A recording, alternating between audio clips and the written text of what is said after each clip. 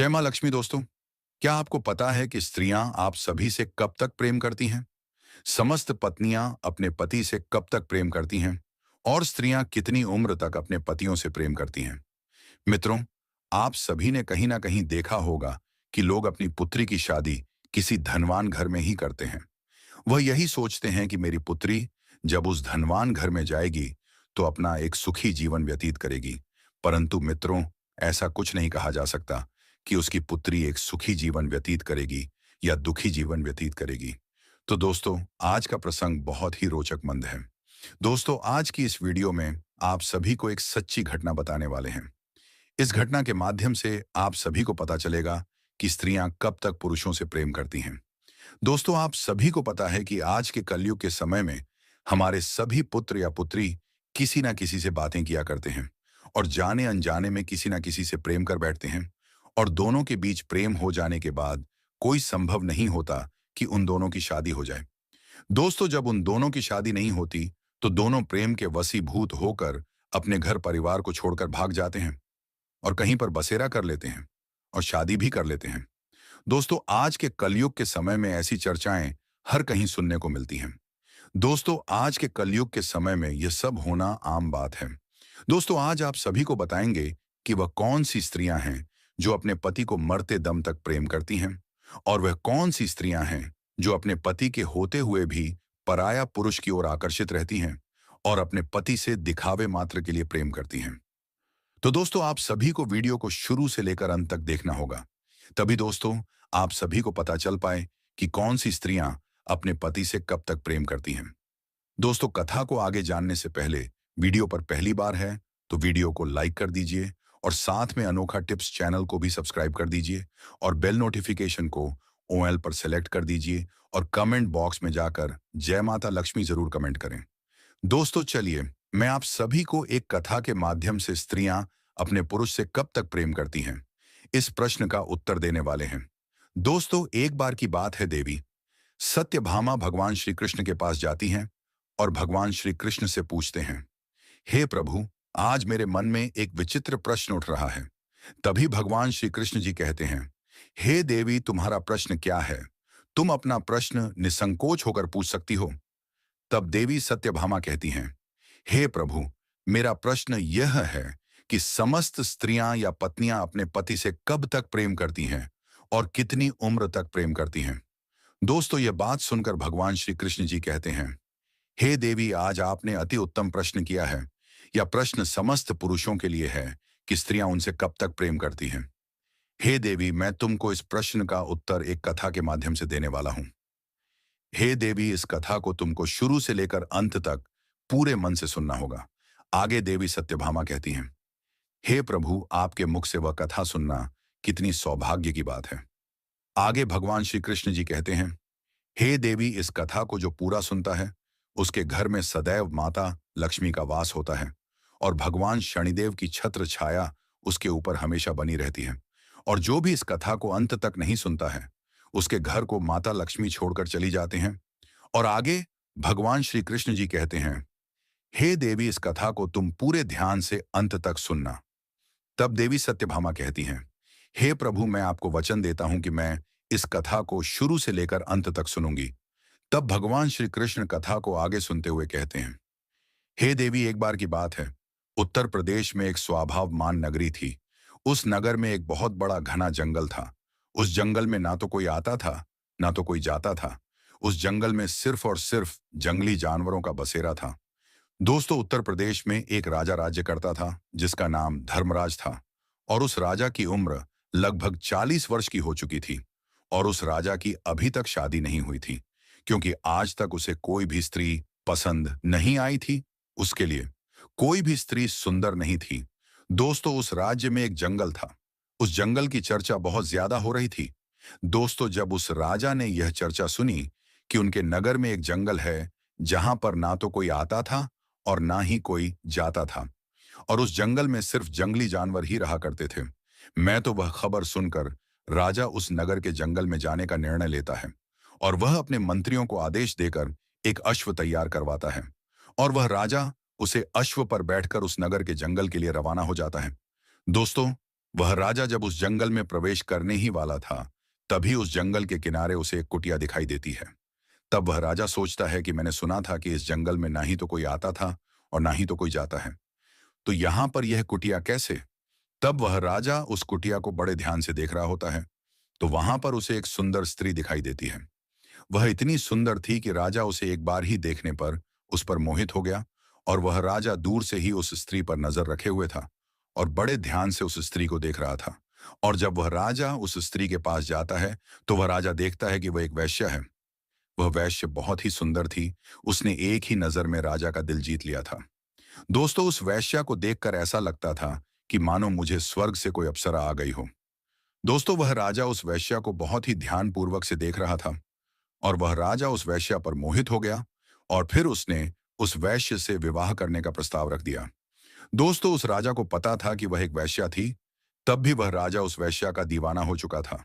वह राजा आज तक ऐसी स्त्री नहीं देखी थी, इसीलिए उस राजा ने आज तक अपना विवाह नहीं किया था। जहां पर 40 वर्ष की उम्र तक अन्य राजाओं की 3-3, 4-4 रानियां हो जाया करती थीं, वहां पर इस राजा ने अभी तक अपना विवाह नहीं किया था। और जब वह राजा उस वैश्या पर मोहित हो गया और विवाह का प्रस्ताव रखने के बाद वह राजा कहता है कि हे देवी, मैं आपके बिना अब एक पल भी नहीं रह सकता हूं, इसलिए हे देवी, आप कृपा करके मुझसे विवाह कर लीजिए। और आगे वह राजा कहता है कि हे देवी, मुझे पूरी तरह से मालूम है कि आप एक वैश्या हैं। तब वह वैश्या कहती है, हे महाराज, मैं एक वैश्या हूं, मैं किसी से भी प्रेम नहीं कर सकती, क्योंकि महाराज, वैश्या का कोई भी धर्म नहीं होता है और वेश्याएं सिर्फ और सिर्फ धन से प्रेम करती हैं। वेश्याओं को जहां पर धन अधिक मिलेगा, वहीं पर वैश्या जाएगी। क्या महाराज, आपको पता है कि हमारे जीवन में आपके जैसे हजारों लोग आते हैं और मेरे ऊपर सैकड़ों लाखों स्वर्ण मुद्राएं लुटाकर चले जाते हैं? आगे वह राजा कहता है, हे देवी, मैं आपके कहने का मतलब नहीं समझ पाया हूं कि आप कहना क्या चाहती हैं। हे देवी, कृपा करके आप मुझे विस्तार से बताएं। तब वह वैश्या कहती है, हे राजन, मैं अभी तक कुंवारी हूं, अभी तक मेरा विवाह नहीं हुआ है, फिर भी मैं एक विवाहित स्त्री की तरह ही अपना जीवन व्यतीत कर रही हूं, क्योंकि हे राजन, मेरे पास हर दिन नए नए पुरुष आते हैं और मेरे शरीर को अपनी हवस का शिकार बनाकर अपनी हवस बुझाते हैं और मेरे ऊपर हजारों स्वर्ण मुद्राएं खर्च करके चले जाते हैं। हे राजन, मुझे वैश्या होने के कारण यह सब करना पड़ता है। तब वैश्या आगे कहती है, हे महाराज, मेरा आपसे निवेदन है कि आप अपने राज्य के लिए पुनः वापस चले जाएं और आप मुझसे विवाह करने की इच्छा को त्याग दीजिए, क्योंकि आप इस उत्तर प्रदेश के एक प्रसिद्ध और शक्तिशाली धर्मपरायण राजा हैं। आगे वह वैश्या कहती है, हे महाराज, अगर एक राजा किसी एक वैश्या से विवाह करेगा, तो न जाने महाराज, हमारे समाज में आपका ना जाने कितना अपमान होगा। हे महाराज, किसी राजा को एक तुच्छ वैश्या से विवाह करना शोभा नहीं देता है। आगे राजा से कहती है, हे राजन, ना जाने कितनी राजकुमारियां आपको मुझसे भी सुंदर सुंदर मिल जाएंगे। आप उन राजकुमार के साथ विवाह करके अपना एक सुखी जीवन व्यतीत कर सकते हैं। और हे राजन, अगर रही बात मुझसे शादी करने की, तो आप मेरे शरीर का एक बार भरपूर आनंद लेने के बाद आप अपने राज्य में वापस लौट जाएं। आगे वह राजा कहता है, हे देवी, मैं आपके बारे में सब कुछ जानता हूं, फिर भी मैं आपकी सुंदरता पर मोहित हो चुका हूं। मैं किसी भी हालत में आपसे विवाह करना चाहता हूं। मित्रों, वह राजा उस वैश्या की सुंदरता पर पूरी तरीके से मोहित हो चुका था और उसके प्रेम में अंधा हो चुका था, और उस राजा को अब खुद पर नियंत्रण नहीं हो रहा था। मित्रों, फिर उस राजा की जिद पर उस वैश्या ने कहा है, राजन, ठीक है, मैं आपसे विवाह करने के लिए तैयार हूं, मैं आपसे विवाह अवश्य करूंगी, मैं आपकी रानी अवश्य बनूंगी। परंतु महाराज, मेरी कुछ शर्तें हैं, जिन शर्तों को आपको मंजूर करना होगा। अगर आप मेरी इन शर्तों को मंजूर कर लेते हैं, तब मैं आपसे विवाह कर लूंगी और मैं आपकी रानी बन जाऊंगी। तब वह राजा कहता है, हे देवी, आप अपनी शर्त बताएं, मैं आपकी शर्तें अवश्य मानूंगा। आगे वह वैश्या कहती है कि हे महाराज, मेरी वृद्ध माता और पिता हैं, आपको इन्हें अपने राजमहल में ले जाना होगा और मेरे माता पिता की अच्छी तरीके से देखभाल करनी होगी। और अगर मेरे माता पिता को कभी भी कुछ भी हो गया, कोई भी परेशानी हो गई, तो मैं आपके राजमहल को छोड़कर चली आऊंगी। और महाराज, मेरी दूसरी शर्त यह है कि आपके महल में रहकर मैं जो भी करूंगी, आप मुझे रोकेंगे नहीं। जिस दिन आपने मेरे ऊपर कोई भी पाबंदी लगाने की कोशिश की, तो मैं उस दिन आपके राजमहल को छोड़कर चली आऊंगी।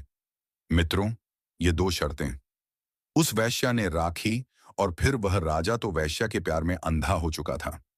वह उस वेश्या की इन दोनों शर्तों को मान लेता है और उस वेश्या को वचन दे देता है और कहता है, हे देवी, आप जैसा कहो वैसा ही होगा, परंतु आप मुझसे विवाह करके मेरे राजमहल चलिए, क्योंकि मैं आपके बगैर अब एक पल भी व्यतीत नहीं कर सकता। क्योंकि हे देवी, मैं आपसे बहुत अधिक प्रेम करता हूं और मैं आपके बगैर जीवित नहीं रह सकता। इसलिए हे प्रिय, आप देर न करते हुए मुझसे विवाह करके हमारे राजमहल में चलिए, और आपने जो शर्तें बताई हैं, मैं उन्हें पूर्ण तरीके से उन शर्तों का पालन करूंगा।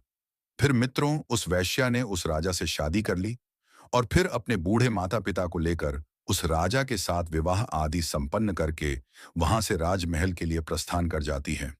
और वह राजा उस वेश्या को लेकर अपने राजमहल में आ जाता है और वहीं पर दोनों एक साथ महल में रहने लगते हैं। और उस वेश्या के बूढ़े माँ बाप को एक सुंदर से कमरे में छोड़कर और सैनिकों को कुछ आदेश देकर वहां से चला आता है। और मित्रों, जब यह बात वहां की प्रजा तक पहुंचती है, तब प्रजा को यह मंजूर नहीं था कि हमारे महाराज किसी एक वेश्या के साथ रहे। हमारे महाराज के लिए तो हजारों रानियां लाइन लगाकर खड़ी हो जाएंगी, परंतु हमारे महाराज ने एक वैश्या से विवाह कर लिया। मित्रों, उधर वह राजा उस वैश्या से विवाह करने के बाद उस वैश्या के साथ प्रेम पूर्वक अपना जीवन व्यतीत करने लगा। मित्रों, वह राजा अब तो राज दरबार भी लगाना भूल चुका था, क्योंकि मित्रों, वह राजा उस वैश्या के प्यार में इतना अंधा हो चुका था कि वह अपनी पत्नी को छोड़कर कहीं नहीं जाता था। वह राजा दिन और रात अपनी पत्नी के साथ व्यतीत करता था और पूरी प्रजा मंत्री गढ़ राजा के इस हरकत से बहुत नाराज थे। मित्रों, अब वह राजा राज दरबार लगाना भूल चुका था। अब प्रजा को कुछ समझ में नहीं आ रहा था और एक मंत्री राजा को बहुत समझता था, परंतु उस मंत्री के समझाने के बाद भी उस राजा को कुछ भी समझ में नहीं आ रहा था। फिर कुछ मंत्रियों ने मिलकर आपस में विचार विमर्श किया और अपने नगर के कुछ सतर्क चोरों को बुलाया और उन चोरों से कहा कि तुम्हें उस वैश्या की बूढ़े माँ बाप की हत्या कर देनी होगी। इसके लिए मैं तुम्हें 5 लाख स्वर्ण मुद्राएं देता हूं। जब उन चोरों ने 5 लाख स्वर्ण मुद्राएं पाने की बात सुनी, तो वह चोर मंत्रियों से बोले कि मंत्री जी, आज आपका काम हो जाएगा। आज रात में मैं उस वैश्या की बूढ़े माता और पिता की हत्या कर दूंगा। तो मित्रों, जैसे से ही आधी रात हो चुकी थी और रात का तीसरा प्रहर चल रहा था, तभी उन चोरों ने छुपते छुपाते राजमहल में प्रवेश किया और उस वैसे के बूढ़े माँ बाप के कक्ष में जा पहुंचे और उन दोनों को मौत के घाट उतारने ही वाले थे। तभी बूढ़े माता पिता जोर जोर से चोर चोर चिल्लाने लगी। तभी उन चोरों ने बिना कोई देरी किए उन दोनों को मारकर वहां से भाग जाते हैं। जब उस वैश्या ने अपने बूढ़े माता पिता की आवाज सुनी, तो उसने महाराज से कहा, हे राजन, लगता है हमारे माता पिता को कोई समस्या है। तब वह वैश्या और राजा धर्मराज उनके माता पिता के कमरे में जाते हैं, तो वहां पर देखते हैं कि उनके माता और पिता की मौत हो चुकी है और मौत करने वाला वहां से भाग गया है। फिर मित्रों, वह राजा उन चोरों को थोड़ा सा देखता है और उनके पीछे पीछे भागने लगता है। वह अपने पूरे महल में उनके पीछे पीछे भागता है। फिर वह चोर उस राजमहल से निकलकर जंगल की तरफ भाग जाते हैं। फिर वह राजा लौटकर उसी कक्ष में आ जाता है। मित्र, उस वैश्या ने राजा को उस कक्ष में आया हुआ देखकर उस वैश्या ने महाराज से कहा, महाराज, अब मैं क्या करूं? तब उस राजा ने कहा, हे देवी, मैं अपना वचन हार चुका हूं।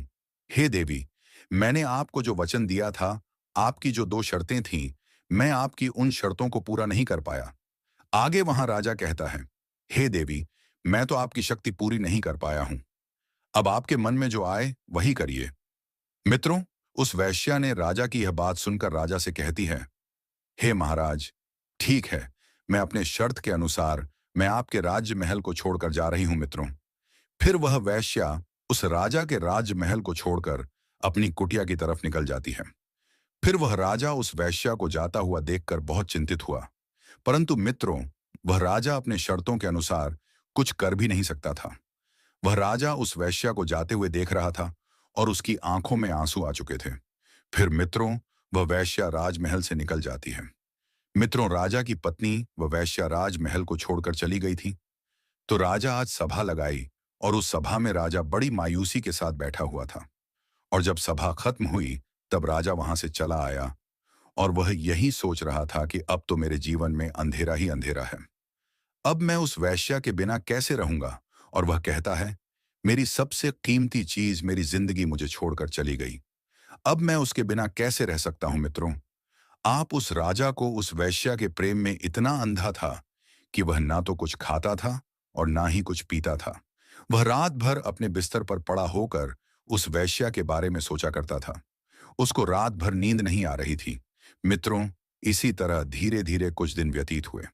मित्रों, अब तो वह राजा पूरे दिन अपने बिस्तर पर पड़ा रहता था और वह मन ही मन सोचता है कि मेरा चयन और सुख सब कुछ मुझसे छीन लिया गया, और कहता है मेरे पास से सब कुछ चला गया। मित्रों, अब वह राजा उस वैश्या के लिए बड़े ही परेशान हो रहा था।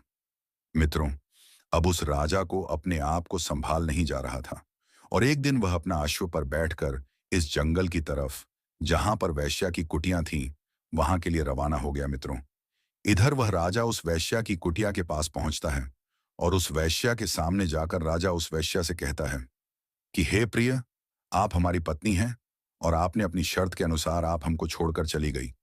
और है प्रिय, आप जब से मुझे छोड़कर आई हैं तब से मेरा सुख और चैन सब कुछ छीन गया है। अब तो पूरी रात मुझे नींद नहीं आती है। मैं पूरी रात करवटें बदलते रहता हूँ। कभी उठकर बैठता हूँ तो कभी लेट जाता हूँ। हे देवी, मुझे आपकी याद बहुत आती है। मित्रों, वह राजा कहता है, हे प्रिय, आप मेरे साथ राजमहल चलिए, क्योंकि मैं आपसे बहुत अधिक प्रेम करता हूँ। राजा की यह बात सुनकर वह अवश्य कहती है, हे राजन, मैं कुछ दिन आपकी पत्नी बनकर आपकी महल में रही और आपको अच्छी तरीके से मालूम है कि मैं एक वैश्या हूँ। और हे राजन, आपको अच्छे तरीके से ज्ञान है कि वैश्या का कोई भी धर्म नहीं होता है। वैश्या ना जाने कितने लोगों को पति बनती है। वैश्या की जिंदगी में हर रोज नए नए पुरुष आते जाते रहते हैं और वैश्या हर रोज एक नए पुरुष से मिलती रहती है, क्योंकि वैश्या का यही मतलब होता है अपने शरीर को बेचना। वैश्या अपने शरीर को बेचकर अपना पेट पलती है और वैश्या महाराज से कहती है, हे राजन, तुम्हारे जैसे हैं न जाने कितने हवस के पुजारी मेरे द्वारा पर आते रहते हैं और मेरे शरीर का भरपूर आनंद लेते हैं और मुझे हजारों स्वर्ण मुद्राएं देकर यहां से चले जाते हैं। आगे वह वैश्या कहती है, हे राजन, मैं आपकी शर्त के अनुसार आपकी रानी बनकर आपके महल में रही, परंतु आपने मेरी शर्तों को पूरी नहीं कर सके, इसीलिए मैं आपकी राजमहल को छोड़कर चली आई हूं। हे महाराज, अब जिद ना करें, आप वापस अपने महल में चले जाएं। अब मैं पुनः वापस नहीं जा सकती हूं। वैश्या की यह बात सुनकर वह राजा कहता है, हे देवी, मैं आपके बगैर नहीं रह सकता हूं। आगे बाद वैश्या कहती है, हे महाराज, आप हमारे प्रेम में बहुत ही ज्यादा पागल हैं। यह सब एक महाराज को शोभा नहीं देता, क्योंकि आप महान राजा हैं। हे महाराज, मैं आपको कुछ ज्ञान की बातें बताने वाली हूं, कुछ अच्छी जानकारी देने वाली हूं। हे महाराज, ये बातें आप पूरे ध्यान से सुनना। हे महाराज, ये 3 बातें आप अपने जीवन में उतार लेना। हे महाराज, मेरी पहली बात यह है कि आप जो प्रेम कर रहे हो, ये एक राजा को शोभा नहीं देता कि एक वैश्या से प्रेम करें, उसे अपनी पत्नी बनाए। ये शोभा नहीं देता, क्योंकि वह राजा होता है, और एक राजा किसी वैश्या के प्रेम में पागल हो जाए, उसे यह शोभा नहीं देता है, क्योंकि कहते हैं ना, वैश्या का कोई धर्म नहीं होता है। वैश्या तो अपने जीवन में पता नहीं कितने पाप कर देती है। वह ना जाने कितने पुरुषों की हवस का शिकार बनती है। हे महाराज, मैं किसी ना किसी पुरुष का शिकार रोज बनती हूं। इसलिए महाराज, आप हमारी बदन के लिए बड़े अच्छे तरीके से समझ लीजिए। आप हमारे प्रेम में अंधे ना बने। और वह वैश्या आगे कहती है, महाराज, मेरी दूसरी बात यह है कि मैं एक वैश्या हूं। मेरा कोई धर्म नहीं है, लेकिन समाज स्त्रियों का एक धर्म होता है। समाज की स्त्रियों की एक रीति रिवाज होती है। उन स्त्रियों के साथ आप विवाह करके धर्म का पालन कर सकते हैं। हे राजन, हमारे पौराणिक शास्त्र, वेद शास्त्र कहते हैं कि जो समाज की स्त्रियां होती हैं, नारियां होती हैं, उनका धर्म होता है कि वह अपने पति के साथ में रहे, अपनी पति की सेवा करें, अपने पति को पति परमेश्वर मानकर उनकी हर बातों का पालन करें। समाज की स्त्रियों के लिए सबसे बड़ा देवता उनका पति होता है। हे राजन, उस समाज की स्त्रियों का पति चाहे निर्बल हो या बलहीनता के लिए उनके पति सबसे बड़ा भगवान होता है। वह स्त्रियां अपने पति को पति परमेश्वर मानती हैं। वह स्त्रियां अपने पति को किसी भी हालत में छोड़कर नहीं जा सकते हैं, और उन समाज की स्त्रियों का यही कर्तव्य होता है कि वह अपने पति की सेवा करें। और हे राजन, यह बात वेश्याओं पर लागू नहीं होती है। हम वैश्या का कोई धर्म नहीं होता है। वैश्या के जीवन में पता नहीं कितने पाप होते हैं, इसलिए वैश्या तो वैश्या ही होती है और उन समाज की स्त्रियां यही सोचती हैं कि मेरा पति किसी अन्य स्त्री के पास ना जाए और किसी अन्य स्त्री को अपने शिकार ना बनाए। क्योंकि समाज की स्त्रियों का पुरुष अगर किसी अन्य स्त्री के पास जाता है तो उनके घर में लड़ाई झगड़ा होने लगते हैं। हे राजन, समस्त स्त्रियां यही चाहती हैं कि उसका पुरुष किसी दूसरी स्त्री के हवस का शिकार ना बने। वह किसी दूसरी स्त्री के ऊपर नजर भी ना डाले, क्योंकि उसको जो चाहिए हो वह मैं दे सकती हूं। इसीलिए समाज की स्त्री से विवाह करना चाहिए और पुरुषों के लिए भी यही नियम है। जरूरी नहीं है कि पत्नी ही पतिव्रता होनी चाहिए। पत्नी ही धर्म का पालन करें, पत्नी ही अपने कर्तव्यों को पूर्ण करें। पुरुषों को भी पत्नी व्रत होना चाहिए। और हे राजन, हम तो एक वैश्या हैं। हमको तो जहां धन मिलेगा हम वहीं पर जाएंगे। वैश्या का यही कर्तव्य होता है। वैश्या अपना पेट पालने के लिए अपने शरीर को बेचकर अपना पेट पालती है। हे राजन, वेश्याओं को जहां पर अधिक धन मिलता है वैश्या उन्हीं की रानी बन जाते हैं। और जितने समय के पैसे मिलते हैं उतनी ही समय की रानी बनती है। उसके बाद जब उस पुरुष का समय समाप्त हो जाता है तब दूसरे पुरुष की बारी आती है, उससे भी धन मिलता है। हे राजन, वैश्या का तो काम है कि अपने आप को बेचना, दूसरों की प्रतिदिन रानी बनना। इसलिए हे राजन, हम जैसी वैश्या का कोई धर्म नहीं होता है। और जो समाज की स्त्री और नरिया का धर्म होता है, उन्हें अपने पति और बच्चों को छोड़कर नहीं जाना चाहिए। और मान लीजिए यदि पति के पास धन की कमी है और उस पति के पास पैसे कमाने का कोई जरिया नहीं है, तो पत्नी को अपने पति को छोड़कर नहीं जाना चाहिए। यह नहीं कि जब उसके पति के पास धन कम हो या धन ना हो तो वह स्त्री अपने पति और बच्चों को छोड़कर किसी धनवान पुरुष के पास चली जाए। हे राजन, पति चाहे निर्धन क्यों ना हो, पत्नी को अपने धर्म का पालन अवश्य करना चाहिए। अपने पति के साथ रहना चाहिए, अपने पति की सहायता करनी चाहिए। और ऐसा नहीं कि पति के पास धन नहीं है तो अपने पति को वह स्त्री ताना दे, लड़ाई झगड़ा करें। अगर वह स्त्री अपने निर्धन पति से लड़ाई झगड़ा करेगी तो उसके घर में कभी भी मां लक्ष्मी का वास नहीं होगा और वह और कंगाल होते चले जाएंगे। उनके घर में अगर मां लक्ष्मी आएगी तो उनके घर में मां लक्ष्मी रुक नहीं सकती। एक दरवाजे से आएंगे और दूसरे दरवाजे से तुरंत चली जाएंगे। चाहे जितना दुख हो, पत्नी को हमेशा अपने पति से प्रेम करना चाहिए। और अपने पति को दिलासा देने के लिए पत्नी को हमेशा यही करना चाहिए कि स्वामी, मैं आपके साथ हूं, आप परेशान मत होइए, भगवान की कृपा से सब कुछ ठीक हो जाएगा। और पत्नी को पति के प्रति और पति को पत्नी के प्रति हमेशा आकर्षित रहना चाहिए। हमेशा दोनों के बीच प्रेम बना रहना चाहिए। और कभी भी किसी भी स्त्री को अपने पति को छोड़कर कभी नहीं जाना चाहिए और पति को भी अपनी पत्नी को कभी छोड़कर नहीं जाना चाहिए। हे राजन, आज के समय में समस्त पति और पत्नी के बीच में छोटी छोटी बातों पर छोटी मोटी लड़ाई झगड़े होते रहते हैं, परंतु एक दूसरे के प्रति प्रेम बराबर रहता है। और इतना समझ जाइए कि अगर जब पति और पत्नी के बीच में जो लड़ाई होती है वह बातें अगर आसपास के पड़ोसियों के पास पहुंचती हैं तो समझ जाइए कि पति और पत्नी दोनों एक साथ अब नहीं रह सकते। तब वहां पर पति को पत्नी के प्रति प्रेम नहीं होता है और पति को और पत्नी को पति के प्रति प्रेम नहीं होता है। वहां पर पत्नी और पति एक दूसरे से अलग हो जाते हैं।